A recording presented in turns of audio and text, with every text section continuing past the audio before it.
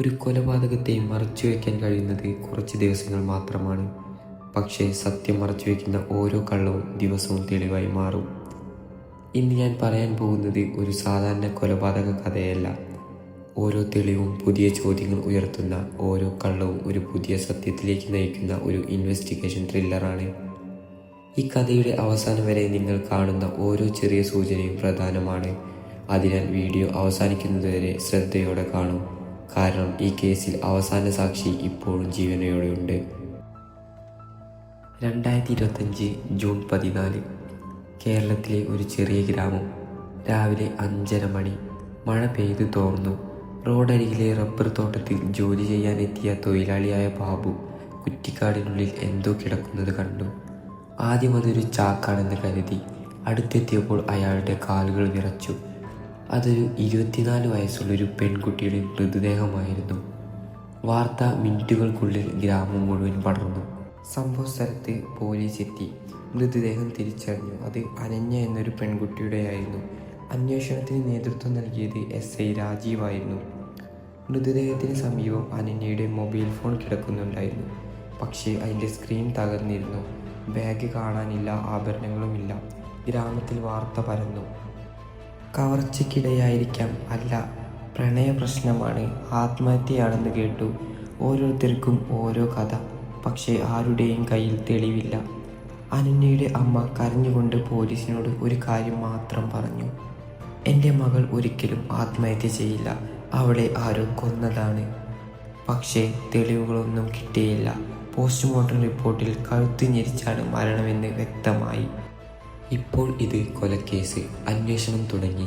ആദ്യമായി ചോദ്യം ചെയ്തത് അനന്യയുടെ സുഹൃത്തുക്കളെ. അവരിൽ നിന്ന് ലഭിച്ച വിവരം ഒന്നായിരുന്നു: മരിക്കുന്നതിന് 1 മണിക്കൂർ മുമ്പ് അനന്യ വളരെ പേടിച്ച നിലയിലായിരുന്നു. പക്ഷേ എന്തിനാണെന്ന് ആർക്കും അറിയില്ല. പോലീസ് അവളുടെ മൊബൈൽ പരിശോധിച്ചു. അവസാനമായി ആരോടാണ് സംസാരിച്ചത്? കോൾ ലിസ്റ്റ് തുറന്നപ്പോൾ എല്ലാവരും അമ്പരന്നു. രാത്രി 9:42 ശേഷം ഒരു കോളും ഇല്ല. വിചിത്രം.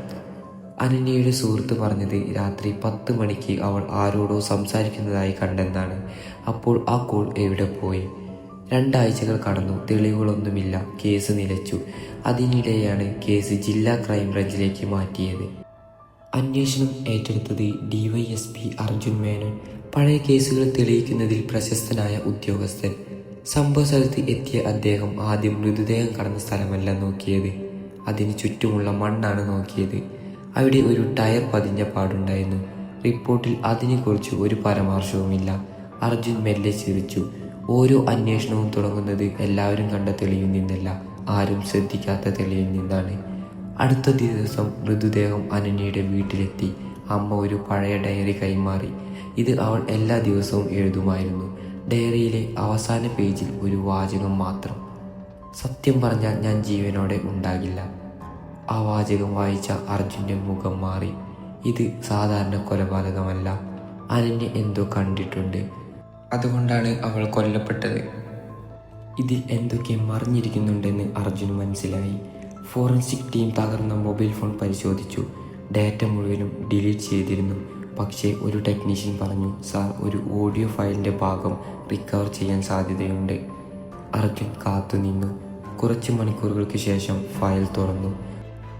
ആദ്യത്തെ 5 സെക്കൻഡ് നിശബ്ദം. പിന്നെ അനന്യയുടെ ഭയന്ന ശബ്ദം: ഹലോ, നീ എവിടെയാണ്? അവൻ എന്നെ. പെട്ടെന്നൊരു നിലവിളി.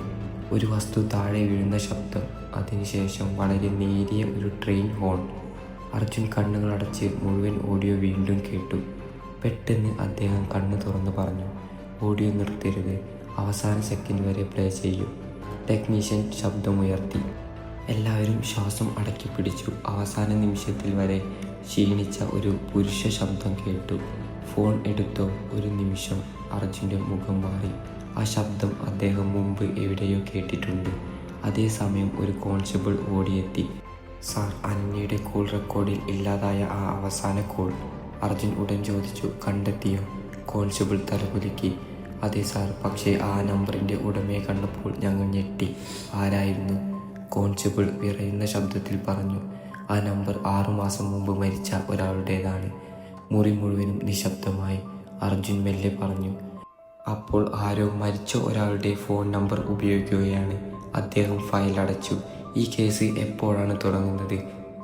അനന്യയുടെ കൊലപാതകത്തെപ്പറ്റി അടുത്ത തെളിവുകളുമായി ഞാൻ വീണ്ടും വരുന്നതാണ്.